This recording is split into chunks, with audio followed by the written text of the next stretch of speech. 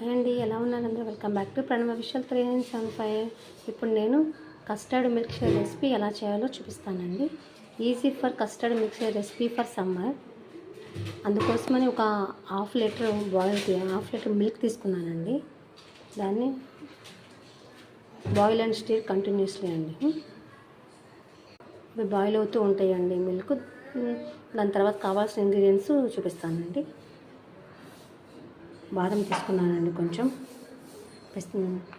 కాజు తీసుకున్నానండి, పిస్తా తీసుకున్నా, కొంచెం ఫ్లేవర్ కోసం ఇలా చేయండి. అన్నిటినీ మిక్సింగ్ బౌల్లో వేసి మెత్తగా ఫైన్గా గ్రైండ్ చేసుకోవాలండి. దాంట్లోనే కొంచెం ఒక చిన్న గ్లాసు టీ తాగే గ్లాస్తో కొంచెం మిల్క్ వేయాలండి. మిల్క్ వేసుకో మళ్ళీ గ్రైండ్ చేసుకోవాలండి. మనం చేసి కస్టర్డ్ మిల్క్ షేక్ రెసిపీ కాబట్టి చూడండి, నేను కస్టర్డ్ పౌడర్ ఇప్పుడు 2 టేబుల్ స్పూన్ బౌల్లో తీసుకుంటున్నానండి. 2 టేబుల్ స్పూన్ కస్టర్డ్ పౌడర్ తీసుకున్నానండి. కస్టర్డ్ పౌడర్ నేను నీళ్ళతో కొంచెం లమ్స్ లేకుండా ఇట్లా మంచిగా మిక్స్ చేశానండి. మీరు కొంచెం గోరువెచ్చని పాలతో అయినా కానీ తీసుకోవచ్చండి. ఇట్లా కలిపి మిక్స్ చేసుకోవచ్చు. పాలు చూడండి బాయిల్ అయినాయి బాగా. దీంట్లో 5 స్పూన్ల వరకు షుగర్ వేయాలండి. 5 స్పూన్స్ షుగర్ వేస్తానండి దీంట్లో. చూడండి, నేను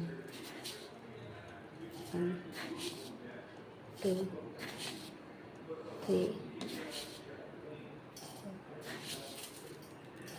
5 టేబుల్ స్పూన్ షుగర్ యాడ్ చేయాలండి పాలల్లో.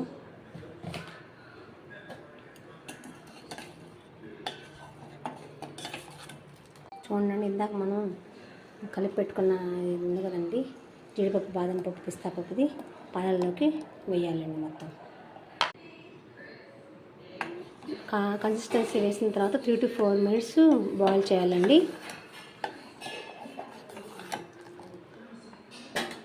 3 to 4 minutes అయిపోయినాక కస్టర్డ్ పొడి మనం మిక్స్ చేసి పెట్టుకున్నాక అది దీంట్లో వేయాలండి. వేసినాక 4 to 5 minutes బాయిల్ చేయాలండి. ఇంకా చూడండి, custard milk shake recipe ready అయిపోయిందండి. దీన్ని ఫైనల్గా వచ్చేసింది. దీని జీడిపప్పు కొంచెం పైన పిస్తా పప్పు, బాదం పప్పుతో గార్నిష్ చేసుకుంటే చాలా బాగుండిద్దండి. ఈజీగా ఉండిద్దండి. పిల్లలు స్కూల్ నుంచి రాగానే మిల్క్ షేక్ రెడీ చేస్తే చాలా బాగుండిద్దండి. వాళ్ళకి చాలా టేస్టీగా చాలా నచ్చిద్దండి. మీరు కూడా తప్పకుండా మీ ఇంట్లో ట్రై చేయండి. మీకు ఎలా వచ్చిందో నాకు కామెంట్ చేయండి. థ్యాంక్ యూ సో మచ్ అండి.